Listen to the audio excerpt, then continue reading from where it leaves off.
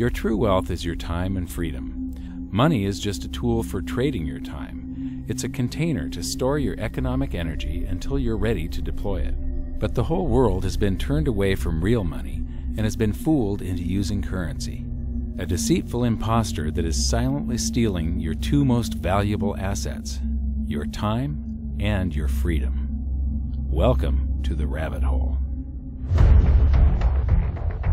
We are entering a period of financial crisis that is the greatest the world has ever known.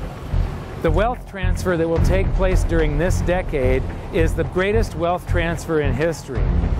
Wealth is never destroyed, it is merely transferred, and that means that on the opposite side of every crisis there is an opportunity.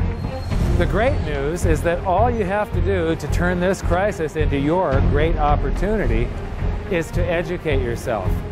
I believe that the best investment that you can make in your lifetime is your own education. Education on the history of money, education on finance, education on how the global economy works, education on how all of these guys, the central bankers, the stock market, how they can cheat you, how they can scam you. If you learn what is going on and how the financial world works, you can put yourself on the correct side of this wealth transfer.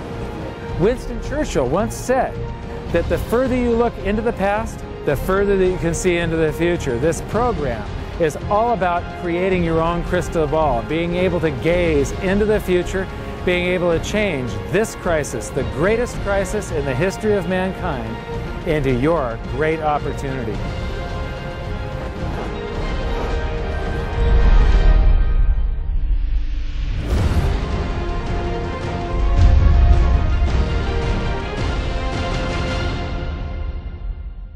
The hidden secrets of money, some of them are hidden in plain sight. They're like right in front of you. The way the monetary system works is something that isn't actually hidden away from all of us. It's out in the open, but it's complex and people just they can't see how it works. It's hard for them to imagine that we're living in such a hoax. Others are meant to be secret, but the truth is slowly coming out, like the Federal Reserve being a private corporation and not really part of the U.S. government. But when I started studying this, what I found was that there was no place that I could point people to where they could get it all in one spot. And so I basically decided to write my book about it and consolidate monetary history, economics, the markets, fundamentals of gold and silver. There's a lot of smoke and mirrors in economics, and I've sort of made it my job to lift the fog for people.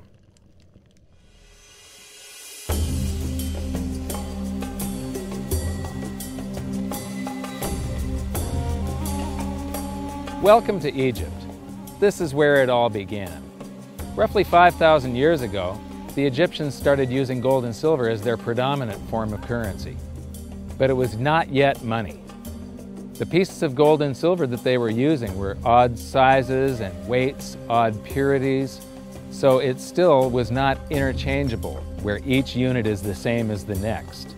This meant that nothing really had a price yet. You couldn't put a price of so many coins on something because they didn't have coins yet. Trade was still difficult. It was still a guessing game when it came to the exchange of values. One of the reasons that we are in the financial mess that we are today globally is that people do not understand the difference between currency and money. Currency is a medium of exchange, a unit of account. It is portable, durable, divisible, and something called fungible. Fungible means that each unit is the same as the next unit. A dollar in my pocket buys the same amount as a dollar in your pocket. Money is all of those things plus a store of value over a long period of time. Even financial planners, bankers, your accountant, they don't understand the difference between currency and money. The currency in your pocket is a medium of exchange.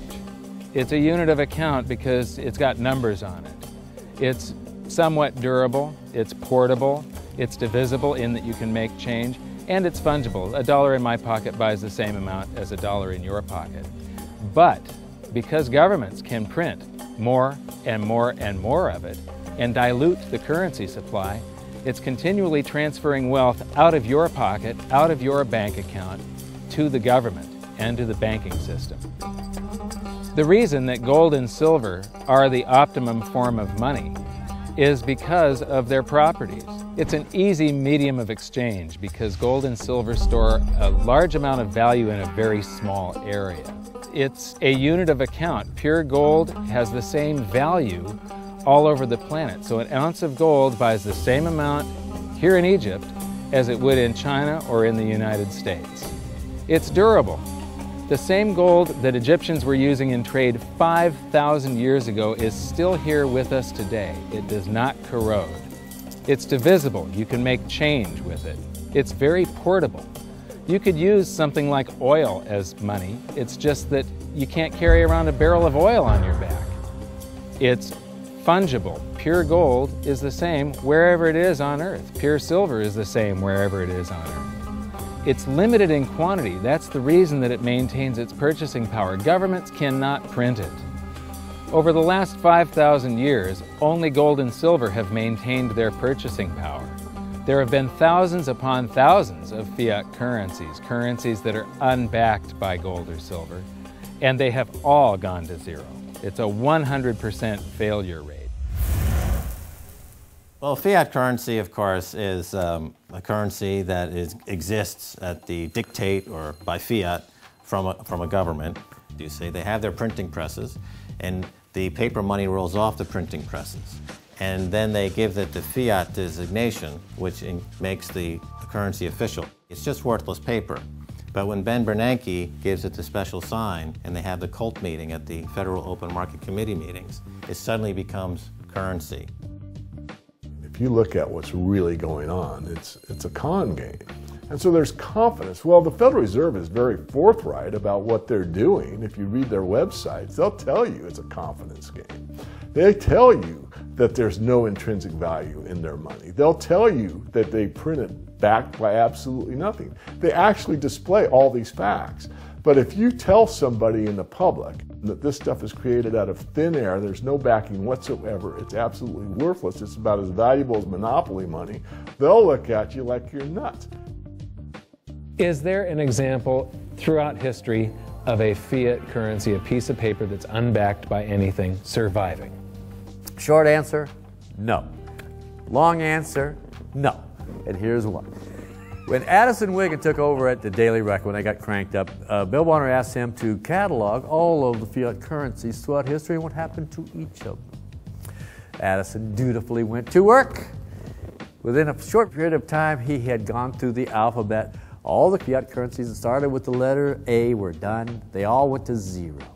He was halfway through the letter B, and all the fiat currencies that started with the letter B, and there were 600 of them in just the first letter and a half of the alphabet, and every single one of them went to zero. Every one. 600 fiat currencies that start with the letter A, and half of the ones that start with the letter B are 600 of these things. Not one ever came close. Would you think this one, the United States dollar, is going to be the first one after all that? I don't think so. No. No currency, fiat currency has ever survived. None. The thing about money is there actually is a fairly well accepted definition of what money is. The question is, as you apply that definition to particular things that people claim to be money, do they fit the definition? We'll just take the paper dollar, for example. How well does it perform those functions? Well, store of value. The dollar has lost 95% of its purchasing power since the creation of the Federal Reserve in 1913. So not very good as a store of value. One of the things I do is just a way to get the audience's attention is I have a slide, and there are 3 pictures on the slide. One is a pile of monopoly money. The other one is a pile of Federal Reserve notes, what Americans would call paper money. The other one is a solid gold American Eagle 1-ounce coin. And the title of the slide is, which of these is not like the other? And if you know the show Sesame Street, or you have children who watch it, it's one of the favorite vignettes in Sesame Street. And what it really is a kind of IQ test for 5-year-olds. They're supposed to look at the 3 things and look at characteristics and find the one that's not like the other. Well, I've shown this slide to groups of Ivy League University professors, and I've also shown it to, children, kind of 5 years old, my nieces and nephews and so forth. And when the professors look at it, they say, well, clearly the dollars are not like the others because gold has no role as money, and monopoly money is junk, and the American dollar is a store of value, so that's not like the other. But the children look at it and they say, well, the gold coin is not like the other because the other two are just piles of paper and the gold coin is clearly something different. So my question to the audience is, who's smarter, a 5-year-old or an Ivy League professor? Before World War I, each note that a Treasury issued would say that there have been deposited with the United States Treasury $20 in gold coin payable to the bearer upon demand. The money was in the vault. The currency was a note they gave you that was a claim check, only a claim check on the money, the same as if you go to the dry cleaners and you give them your shirt and they give you a claim check for your shirt. The value is that shirt at the dry cleaners, not the piece of paper that says that you own that shirt. So our currency that circulated was the paper US dollars, and they were claim checks on money. The next hidden secret is the difference between currency and money. Money must be a store of value and maintain its purchasing power over long periods of time. As we progress through this series, you'll learn that national currencies are really a tool used by the government and the financial sector to leech away your time and your freedom by stealing your purchasing power. So rather than storing your economic energy, currencies leak. Now compare that to the gold and silver the Egyptians were using. Like I started with, it still wasn't money because it wasn't interchangeable yet. But they were on the right track, as gold and silver have proven over thousands of years to be the ultimate store of value. Gold is only formed when a star explodes, a supernova, and it stays around forever. This is one of the properties that make it the ultimate money.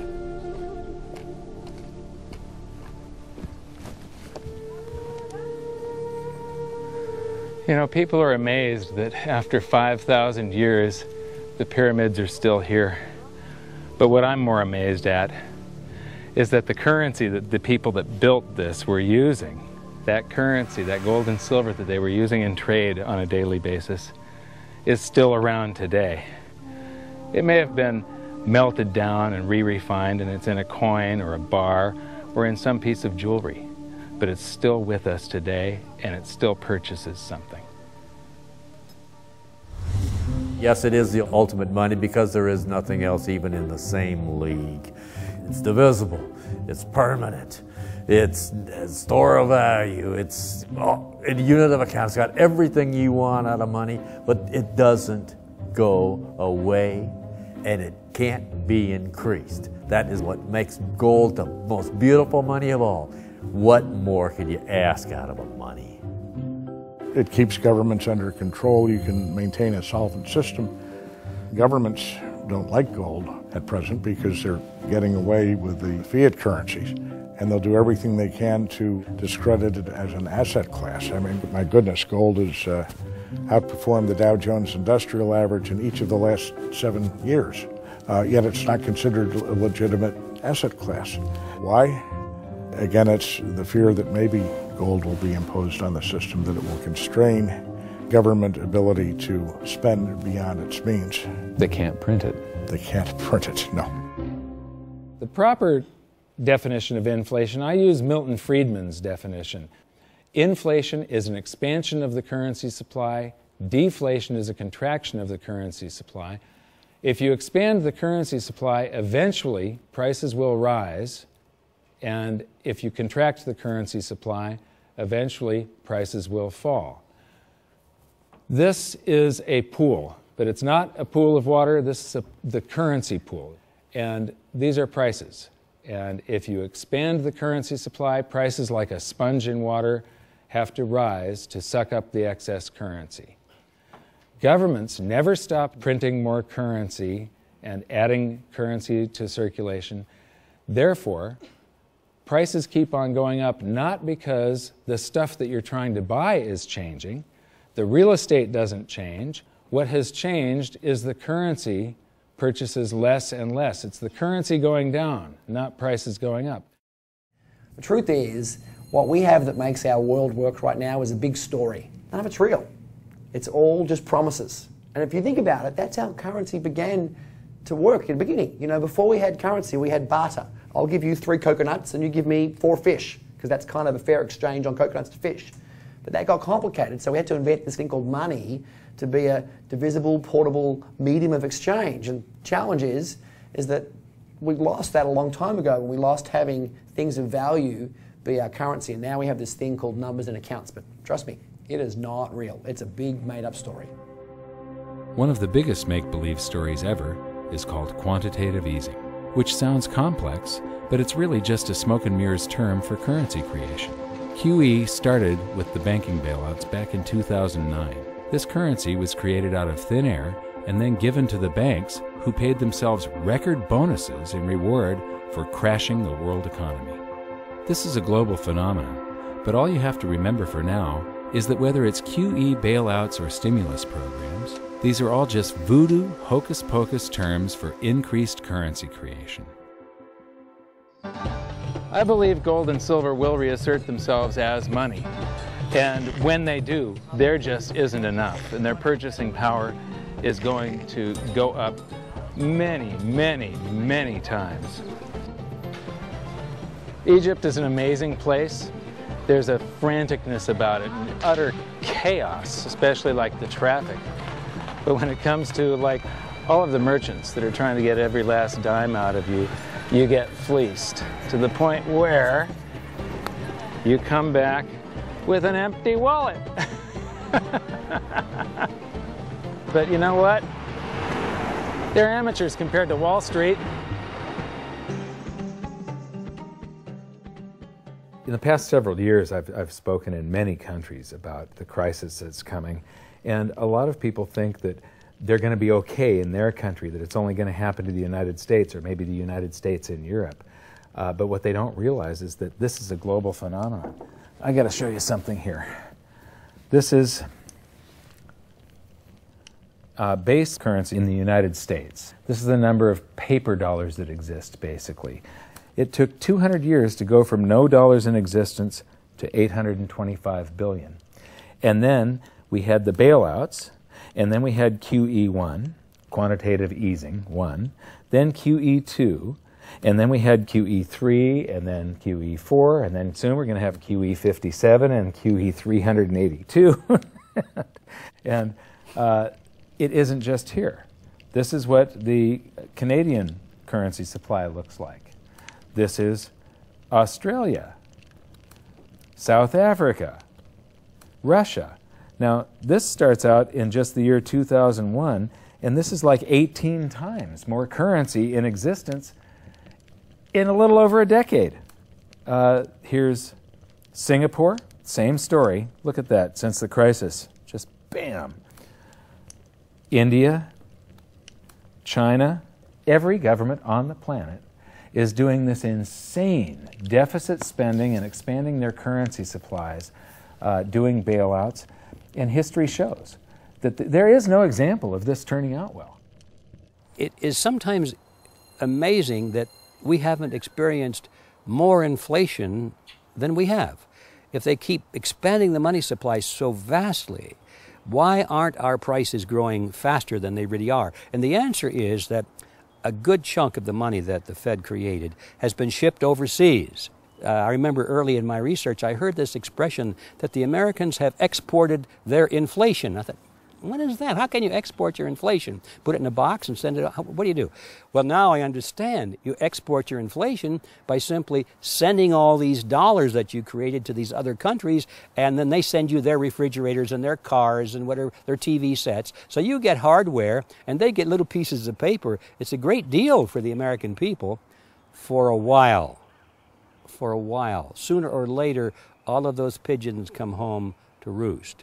When the time comes, as it looks like it's now coming, when the rest of the world is saying, we don't want to play this game anymore, Uncle Sam's dollars are just becoming worthless, there are too many of them, we've got to find something else other than American dollars, then those dollars start to come back to America. People say, we don't want them anymore, what do we do with them? Once this revs up, and we've got this little trickle of money coming back that we previously exported, once it becomes a flood and it starts to rush back, now we are getting our former exported inflation brought back to us, and then we'll see the quantity of money inside the United States grow much more rapidly even than the Federal Reserve can create it, because we're getting a previous money back. And that's when we will really see the tanking of the US dollar in terms of what it will buy. During the second round of quantitative easing, global food prices went up 60%. And this created a humanitarian disaster for the 2 billion people on Earth who live on less than $2 a day. These people were hungry to start with, they became hungrier, and some of them started overthrowing their governments in North Africa and around the Middle East. So quantitative easing was the spark that ignited the Arab Spring. So that's it. When you create money, you get some sort of inflation. It just depends on where the inflation goes. It's all going down, down, down. Peasants are reeling from a game of coins and crowns. Given the premise that you have a permanent underclass or poor class, and how does inflation affect them disproportionately, it affects them basically in the percentage of their income that goes to food. And we see this as a ratio, and we know that there are some danger points. For example, in Egypt recently, once that ratio got to 40% of income going to food and the price of food rising due to inflation, when it got to 40%, that's historically a point where people actually stage a revolution. That's exactly what we saw. The French Revolution, similarly, was all around the price of food getting to a certain critical point where people simply, the risk-reward for revolution was favorable toward revolution. When they print it up, then it all goes down. Well, exactly right, because when you have a runaway inflation, it's punishing the very people who are most productive in society. In other words, the people that produce more than they consume and save the difference. The problem is that those productive people, the savers, save in their national currency. And unfortunately, the national currency is just a fiat piece of paper at this point. So when it's destroyed through runaway inflation, that $100,000 that you were hoping to retire on doesn't exist. And the things that you were going to buy with it and provide for others don't exist either. Now what are you going to do? So that all seems pretty scary. However, this is going to happen, and you can only play the hand that you're dealt. But the great news is that gold and silver always end up doing an accounting of the expansion of the currency supplies. Basically, the will of the public and the free markets. When governments do this kind of stuff to their currency supply, they debase it. Eventually, it comes back in inflation. People sense the loss of their purchasing power. They rush back to gold and silver, and they bid the value of the gold and silver up in the country until it meets or exceeds the value of all the currency in circulation. This is a process that's been going on over and over again throughout history, except this time it's happening on a global scale. It has never before happened in all countries at once. And that means that this is the greatest wealth transfer in history. Therefore, it's the greatest opportunity in history, and it's not going to happen again in your lifetime. So now we've learned that your true wealth is your time and your freedom. Money is a trading tool that stores the economic energy that is your time and freedom, whereas currencies leak them away. Gold and silver are the ultimate money simply because of their properties. Fiat currencies are based solely on confidence and always return to their intrinsic value of zero. Governments don't like gold because it imposes restraint. Rising prices are a symptom of an expanding currency supply, and gold and silver always account for an expanding currency supply. So that's it for this episode. Join me next time as we begin to investigate how monetary history just repeats and repeats, and how gold and silver always win the battle between currency and money. Until then, my challenge to you is to stop calling currency money. It's a crucial first step towards setting your mind free of all this economic voodoo and changing your context. You can learn more by watching the bonus features on our website, and if you have any questions, you can post them there, and we'll answer some of your questions in future bonus features.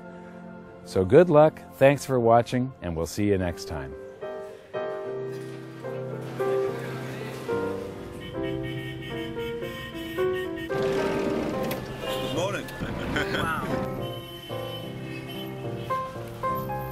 does fiat mean? It comes from the Latin for crappy car.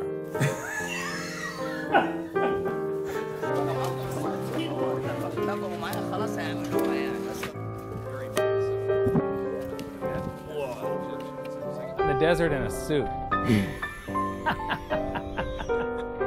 My camel died. You're not too sure about that, are you? Huh?